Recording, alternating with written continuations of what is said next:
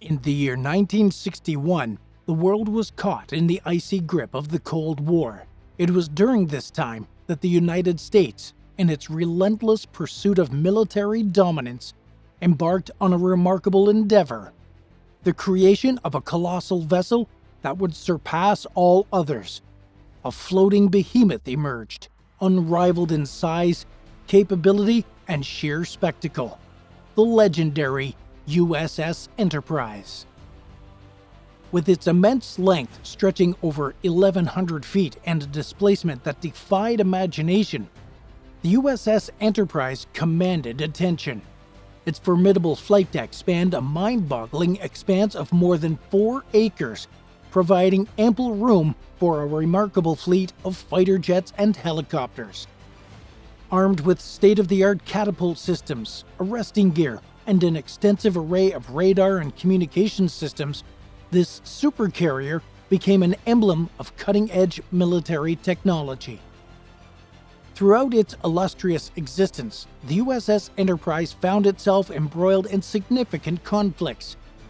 During the Vietnam War, it played a vital role, launching countless sorties with its aircraft, offering crucial air support, and conducting reconnaissance missions. In Operation Desert Storm, the mighty carrier unleashed its formidable arsenal in the Persian Gulf, upholding international security. Yet, the USS Enterprise's operational capabilities extended far beyond combat. It served as a platform for humanitarian aid and disaster relief efforts, swiftly deploying aircraft and resources to regions ravaged by natural calamities. This showcased its versatility and global reach, reaffirming its status as an extraordinary vessel. In this video, we delve deep into life aboard the USS Enterprise. We explore the intricate technical marvels that made this ship stand apart and delve into the historical significance of this majestic vessel, fondly known as the Big E. Development process. In 1954, the United States Congress authorized the construction of the world's first nuclear-powered aircraft carrier. It proudly carried the name Enterprise, a name that had already been associated with 7 previous remarkable ships. To accomplish this ambitious feat, the ship was designed to be powered by a total of 8 nuclear reactors, 2 for each of its propeller shafts. This endeavor was filled with uncertainty and audacity, as never before had 2 nuclear reactors been harnessed together. The engineers tasked with planning the ship's propulsion system faced a daunting challenge. They had to grapple with questions of how it would work and if their theories would prove successful. The shipyard sourced an astonishing amount of materials for this monumental project: a staggering 60,923 tons of steel, 1,507 tons of aluminum, 230 miles of pipe and tubing, and 1,700 tons of 1/4-inch welding rods were utilized.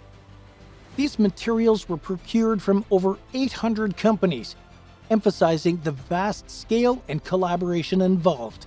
The ship's creation existed first on paper, meticulously designed by 900 shipyard engineers and designers. The millions of blueprints they produced, if laid end to end, would stretch an astonishing 2,400 miles. After 3 years and 9 months of intense construction, the momentous day arrived. The newly christened Enterprise set sail from the shipyard, embarking on a 6-day journey of builder and Navy pre-acceptance trials. During this trial period, the destroyer Laffey acted as its escort and sent a message filled with admiration stating, "Subject, speed trials. 1. You win the race. 2. Our wet hats are off to an area thoroughbred." The return of the Big E to port was met with great excitement as Admiral George W. Anderson Jr., the Chief of Naval Operations, enthusiastically exclaimed, "I think we've hit the jackpot." With years of meticulous planning and the efforts of thousands, the grand moment arrived: the commissioning of Enterprise, the world's first nuclear-powered aircraft carrier. Secretary of the Navy John B. Connally Jr. at the ceremony hailed it as a worthy successor to the esteemed 7th USS Enterprise of World War II, known as the Fighting Grey Lady. He recalled its illustrious participation in renowned battles such as the Raid on Tokyo and the Battle of Midway. Secretary Connolly's words resonated with a conviction as he declared, "The new Enterprise will reign a long, long time as Queen of the Seas." In the end, it cost the United States a staggering $451.3 million to create the USS Enterprise, and at its prime, it produced 200,000-plus horsepower thanks to its nuclear reactors. How life was like on the USS Enterprise. The Enterprise had an impressive length of 1,123 feet, a beam stretching 257 feet wide, and a towering height from keel to mast reaching 250 feet. It was a floating community, and because of that, life aboard the USS Enterprise CVN-65 was an experience like no other. With a crew complement of thousands, including sailors, officers, and aviation personnel, the carrier was always abuzz with activity. From the labyrinth passageways below deck to the vast flight deck above, every nook and cranny served a purpose. Days were filled with a regimented routine. The crew operated on a 24/7 schedule, ensuring that the carrier was ready for any situation at any given moment. Whether it was conducting flight operations, maintaining the ship's systems, or engaging in training exercises, there was never a shortage of tasks to be done. On the carrier, teamwork was paramount. Each individual had a specific role and responsibility, contributing to the overall functioning of the ship. Sailors worked in various departments such as engineering, operations, aviation, supply, and medical, among others. It was through their collective efforts that the carrier operated smoothly and efficiently. Living conditions were compact but functional. Sailors resided in berthing areas, sharing living quarters with their fellow crewmates. These spaces were designed to maximize efficiency, often housing multiple bunks in a confined space. Privacy was limited, but the sense of community and camaraderie forged among the crew was unmatched. Meals, served in the mess decks, were a time for sailors to gather, refuel, and connect with one another. The carrier's galley churned out a constant stream of food to keep everyone nourished. However, with a large crew to feed, meals were often quick and straightforward, designed to fuel the crew for their demanding tasks. Recreation and downtime were essential for maintaining morale. Sailors could purchase necessities and personal items from the ship's stores. Places for relaxation, physical fitness, and personal pursuits were crowded during the crew's limited free time. Atop it was a symphony of jets, helicopters, and supporting aircraft taking off and landing with precision. The flight deck crew, dressed in brightly colored jerseys, worked tirelessly to ensure the safe and efficient movement of aircraft, even in the most challenging conditions. Life aboard the USS Enterprise, CVN-65, was a constant balancing act, with the demands of duty, the challenges of confined living spaces, and the need for camaraderie and downtime. It was an environment that required discipline, adaptability, and a deep sense of commitment to the mission at hand. The crew of the USS Enterprise embraced the challenges, formed unbreakable bonds, and contributed to a legacy that will forever be etched in the annals of naval history. It was a unique and extraordinary way of life, filled with moments of hardship, triumph, and the shared pride of serving on one of the most iconic aircraft carriers ever to sail the seas. What do you think? Would you be able to live aboard such a bustling community miles away from home? Let us know your thoughts in the comments below. Key events in the USS Enterprise's history. In October of 1962, the mighty USS Enterprise embarked on a historic mission, one that would be etched in the annals of international crises. It was a time when tensions between the United States and the Soviet Union were running high, and the world held its breath as the truth unfolded. News broke out that the Soviets had been busy constructing nuclear missile launch sites right in the heart of Cuba, just a stone's throw away from American shores. President John F. Kennedy wasted no time and swiftly issued a directive to the United States Department of Defense, calling for a robust military response. The U.S. Atlantic Fleet sprang into action, mobilizing an impressive array of naval might. On the 22nd of October, a naval and air blockade, or as Kennedy termed it, a quarantine, was put into effect, aimed at halting the shipment of offensive military equipment to Cuba. The president demanded that the Soviet Union dismantle the menacing missile sites. The Enterprise was right there in the thick of it all. Enterprise formed Task Force 135 and answered the call to defend freedom and security. Land-based aircraft joined the naval forces in this critical blockade. Day by day, tensions escalated, but diplomacy and intense negotiations were at play behind the scenes. Finally, on the 28th of October, a collective sigh of relief swept across the globe. The crisis was resolved. The United States and the Soviet Union reached a secret agreement, one that involved the removal of nuclear missiles not just from Cuba, but also from the distant lands of Italy and Turkey. Fast forward to the years 1963 and 1964. Under the command of Captain Frederick H. Michaelis, Enterprise embarked on 2 deployments to the Mediterranean, showcasing its prowess and resilience. But it was the 3rd deployment that truly made history. This time, Enterprise played a role in something called Operation Sea Orbit, an audacious mission that had never been attempted before. Enterprise, along with the cruisers Long Beach and Bainbridge, formed a formidable convoy, powered by the sheer might of nuclear energy. Together, they circumnavigated the globe, leaving a trail of awe in their wake. In October of 1964, it was time for Enterprise to take a breather and head back to the Newport News Shipbuilding and Dry Dock Company. A well-deserved refueling and overhaul awaited the carrier. In November 1965, Enterprise joined the 7th Fleet, finding its home base at NAS Alameda, California.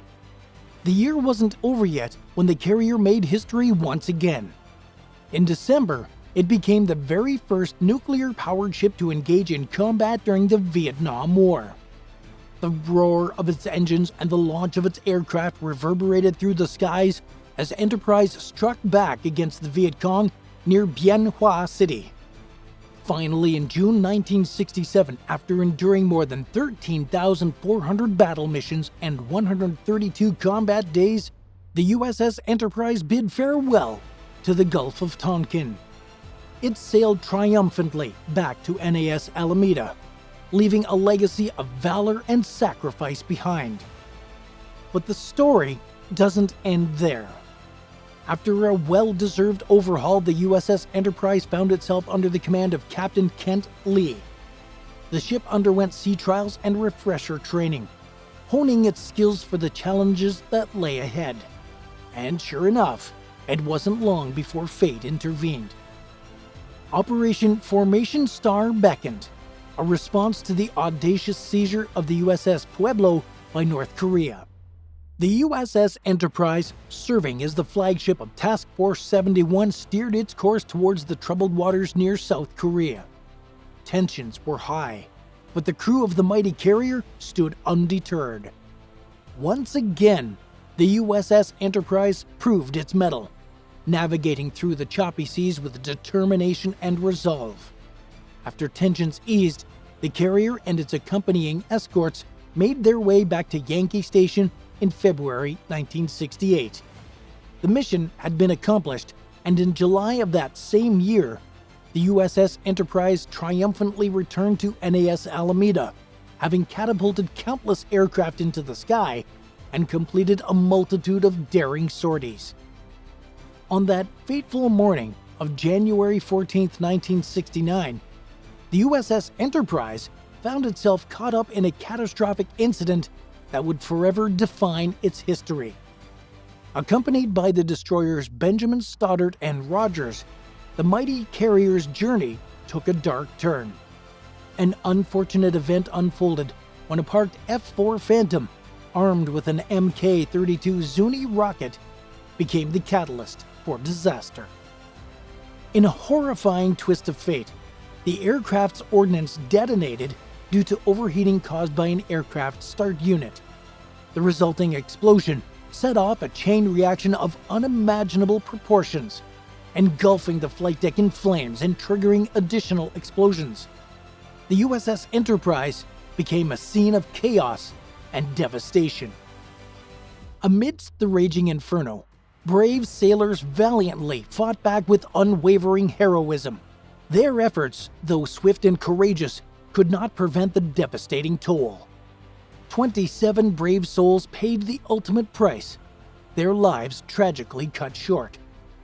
The fires, fierce and unrelenting, were eventually subdued thanks to the determined efforts of the crew. However, the damage inflicted was extensive. 15 aircraft were consumed by the merciless flames. Their charred remains a stark reminder of the ship's ordeal. The USS Enterprise, its flight deck's armored plating ravaged, had no choice but to seek extensive repairs at the Pearl Harbor Naval Shipyard in Hawaii. It was a somber time for the USS Enterprise and its crew as they grappled with the aftermath of the tragedy.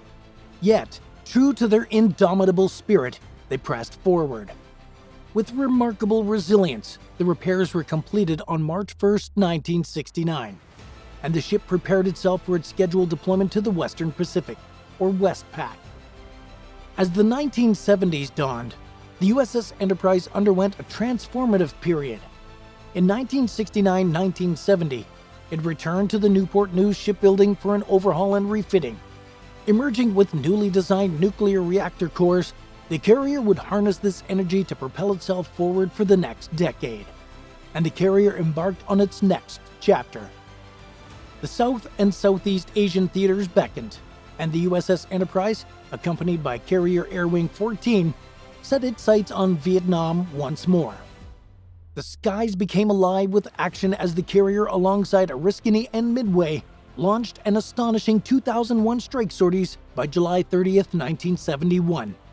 It was a period of intense operations, where the carrier skillfully evaded the wrath of 3 formidable typhoons. From August to November 1971, the USS Enterprise continued its operations on Yankee Station, tirelessly executing visual strikes against enemy troop positions and providing vital support to U.S. helicopter operations. The presence of the carrier in the region brought a sense of reassurance and strength to those engaged in the conflict. In December 1971, under the command of Captain Ernest E. Tissot Jr., the USS Enterprise ventured to the Bay of Bengal, thrust into the midst of the Indo-Pakistani War. It stood as a formidable symbol, countering India's naval blockade enforced by INS Vikrant. Tensions escalated as a Soviet Navy submarine shadowed the U.S. task force, creating an environment brimming with tension and potential confrontation. Yet, through strategic maneuvering, the USS Enterprise deftly averted a crisis, shifting its focus towards Southeast Asia. With its mission accomplished, the USS Enterprise concluded its deployment on February 12, 1972, leaving an indelible mark on the international stage. However, its journey was far from over. On September 12, 1972, the USS Enterprise returned to the South China Sea. CVW-14 taking to the skies once again. As the year drew to a close, the United States initiated Linebacker 2, resuming bombing campaigns above the 20th parallel. The carrier, alongside other formidable carriers stationed there, engaged in strategic actions, reseeding minefields and launching concentrated strikes against enemy targets. The skies above Hanoi and Haiphong witnessed the relentless might of the USS Enterprise as it executed 705 Navy sorties during Linebacker 2. Adverse weather conditions imposed limitations on the airstrikes, but the carrier persisted, undeterred by the challenges that nature posed. In January of 1973, as the Vietnam ceasefire was announced, the USS Enterprise continued its commitment to supporting the cause of peace. While combat sorties into North and South Vietnam ceased, the carrier's aircraft flew 81 combat sorties against lines of communication targets in Laos, answering the Laotian government's plea for assistance. On June 12, 1973, the USS Enterprise concluded its deployment, bidding farewell to the South China Sea. Its journey had been marked by triumphs, sacrifices, and unwavering dedication. In the aftermath of the Vietnam War, the USS Enterprise embarked on a new chapter. It sailed to the Puget Sound Naval Shipyard in Bremerton, Washington, where alterations and refitting took place to accommodate the Navy's newest fighter aircraft, the Grumman F-14 Tomcat. The carrier's decks bore witness to the maiden takeoffs and landings of operational Tomcats as they soared into the sky, ready to defend the nation. The USS Enterprise, a vessel that had weathered countless trials and triumph, continued its remarkable journey. With each chapter, it added to its legacy, forever etching its name in the annals of naval history. The tale of this mighty ship, with its indomitable spirit and unwavering resolve, resonates as a testament to the bravery and dedication of those who sailed aboard her. Then, in 1975, amidst the harrowing chaos of the Vietnam War, it was a time when the world held its breath, witnessing the clash between North and South Vietnam. But there was one operation that stands out, a daring endeavor known as Operation Frequent Wind. A mission to evacuate American citizens and those vulnerable Vietnamese souls from the throes of Saigon, the capital under siege.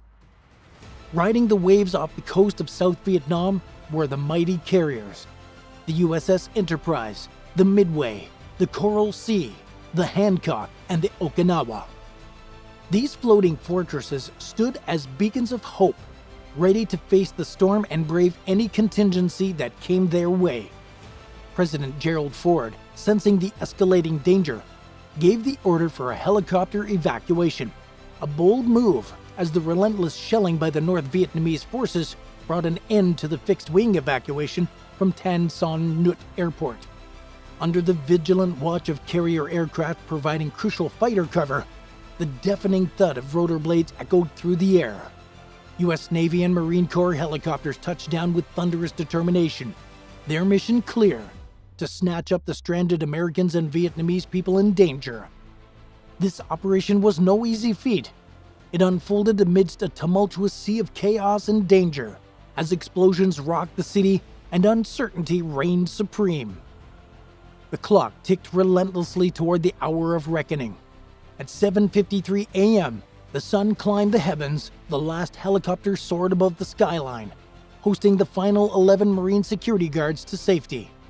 It was a moment etched in the annals of history, a symbol of determination against all odds. Amidst the turbulence of Operation Frequent Wind, the USS Enterprise became a stage for heroism. Its decks became launch pads for hope, as aircraft danced through the skies, carrying out a staggering 95 sorties. But let me regale you with a tidbit that will make your heart skip a beat. It was on those hallowed decks that the legendary F-14 Tomcat, with wings spread wide, made its combat debut. Yes, the carrier-based squadrons VF-1 and VF-2 etched their names in the stars as they roared into history with this groundbreaking deployment. After the dust settled and the echoes of Operation Frequent Wind faded, the carrier sailed on, undeterred.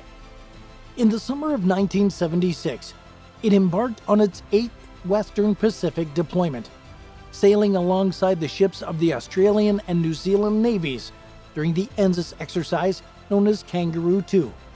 And oh, what a sight it was when the USS Enterprise dropped anchor in Hobart, Tasmania, making a historic moment as an American ship graced the capital's harbor for the first time since the Roaring '20s.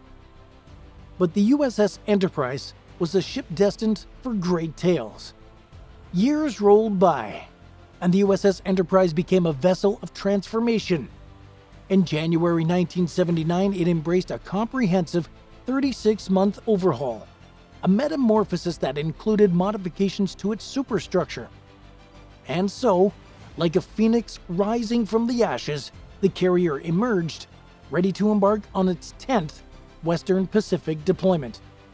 It etched its name in the annals of triumph as the first nuclear-powered aircraft carrier to traverse the Suez Canal in 1986. Its decks reverberated with the thunderous roar of planes as it lent its mighty strength to Operation El Dorado Canyon, the resounding U.S. bombing of Libya.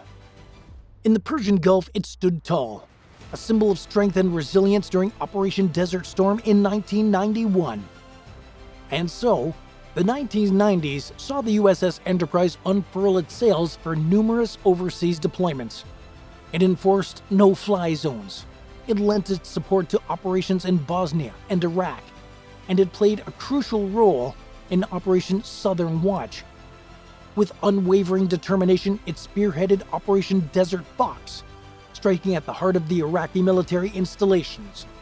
And when the time came for rejuvenation, the ship underwent refueling and overhaul, a testament to the unwavering dedication of the United States Navy. In September 2003, the USS Enterprise once again embarked on a historic journey, this time to lend its immense power to Operation Iraqi Freedom. Its aircraft soared through the skies, providing crucial air support during the invasion of Iraq. And as time wove its intricate tapestry, routine shipyard overhauls became the norm for the USS Enterprise. But one incident in particular left a mark. In 2005, as fate would have it, the carrier encountered a treacherous sandbar, causing all 8 reactors to shut down momentarily. Yet, like a phoenix once more, it rose from the adversity and resumed its deployments, ever faithful to its mission. In April of 2010, the Navy made an announcement that caught everyone's attention. The refurbishment cost of the carrier known as Enterprise had skyrocketed to a staggering $655 million. It was supposed to be completed that very month, but fate had other plans. On the 19th of April, Enterprise left the Northrop Grumman shipyard to undergo sea trials in preparation for its return to the fleet. The total cost of refurbishing this mighty carrier ended up reaching a jaw-dropping $662 million, which was a whopping 46% over budget. Not only that, it took a whopping 8 months longer than originally scheduled. The Navy had intended to deploy the carrier for 2 6-month missions before its scheduled decommissioning in 2013. Talk about a bumpy ride, huh? March 11, 2012 marked the beginning of the final deployment from the Norfolk home port. This time, Enterprise was joined by carrier group ships USS Vicksburg, Porter, Nitsey, and James E. Williams. The Navy made an announcement on April 9, 2012, revealing that Enterprise, along with its carrier Strike Group 12, would be assigned to join the Abraham Lincoln in the Persian Gulf. It was described as a routine mission, not a response to any specific threat, but little did they know what awaited them. As the calendar flipped to October 2012, Enterprise made its final voyage through the legendary Suez Canal. It was a moment filled with mixed emotions as the carrier paid a visit to Naples, Italy, from October 16th to the 21st. 50 years prior, Naples had been the very first foreign port of call for the illustrious Big E. And then, on November 4th, 2012, with a sense of grandeur and a touch of melancholy, Enterprise returned to its home port at Naval Station Norfolk, Virginia, for the very last time. But before bidding farewell, this remarkable carrier had accomplished incredible feats. During its final journey, it had sailed nearly 81,000 miles during its 238-day deployment to the Persian Gulf, and its aircraft had taken to the skies, completing over 2,000 sorties in support of Operation Enduring Freedom in Afghanistan. Decommissioning. After serving with unparalleled distinction for decades, This mighty nuclear-powered aircraft carrier bid farewell to its active duty on December 1st, 2012, at Norfolk Station, Virginia. In the year 2013, the Enterprise set sail on its final voyage, stripped of its mast and towed from Norfolk to Newport News. There, it underwent the essential defueling process, a necessary step before its eventual dismantlement. It was followed by the ship's inactivation ceremony. Among the esteemed guests were former commanding officers, the ship sponsor's granddaughter, and Eugene McDaniel, a former A-6 pilot who had been shot down and captured during the Vietnam War. For McDaniel, this visit held immense personal significance, as he returned to the ship that had shaped his life in profound ways. Secretary of the Navy Ray Mabus declared that the next carrier of the Gerald R. Ford class, CVN-80, would proudly bear the hallowed name Enterprise. The decommissioning of the Enterprise faced its fair share of challenges. In February 2013, the United States Department of Defense dropped a bombshell. Budgetary constraints led to the postponement of several nuclear projects, including the defueling of the Enterprise and midlife overhauls for 2 Nimitz-class ships. The contract for defueling this mighty vessel was eventually awarded to Huntington Ingalls Industries in June of 2013. Necessary steps were taken to handle its nuclear components with the utmost care and precision. In early 2017, plans were unveiled to recycle over 35,000 pounds of steel from the dismantled CVN-65, repurposing it for the construction of CVN-80, the new Enterprise. The crew of the Enterprise's final deployment also left their mark by constructing a time capsule, utilizing steel and wood from the ship, ensuring that its rich history would be preserved for generations to come aboard CVN-80. In December 2016, the final reactor was defueled, followed by the formal decommissioning on February 3, 2017. On that same day, the ship was officially stricken from the Naval Vessel Registry. The Navy, recognizing the importance of responsible disposal, chose to delay the recycling of the Enterprise until more technically feasible and environmentally responsible approaches became available. It wasn't until April 10, 2018 that Newport News Shipbuilding announced the completion of Enterprise's inactivation process. One of Enterprise's anchors found a new home once again in 2019. During the midlife refueling and overhaul of the Nimitz-class carrier USS George Washington, CVN-73, at Huntington Ingalls Industries, Newport News. This anchor was transferred, symbolizing the continuation of the ship's legacy in the lineage of its successors. From its groundbreaking technology to the unwavering dedication of its crew, the Big E has etched a name in history. And now, its successor, the CVN-80, is in the making. What do you think about the new addition in the Enterprise's bloodline? Let us know in the comments below. Please don't forget to like and share this video and hit the bell icon so you don't miss any new videos that are coming your way. We go the extra mile to bring you the best US Navy content, so your support does not go unnoticed. And as always, thank you for watching. We'll catch you in the next one. Bye for now.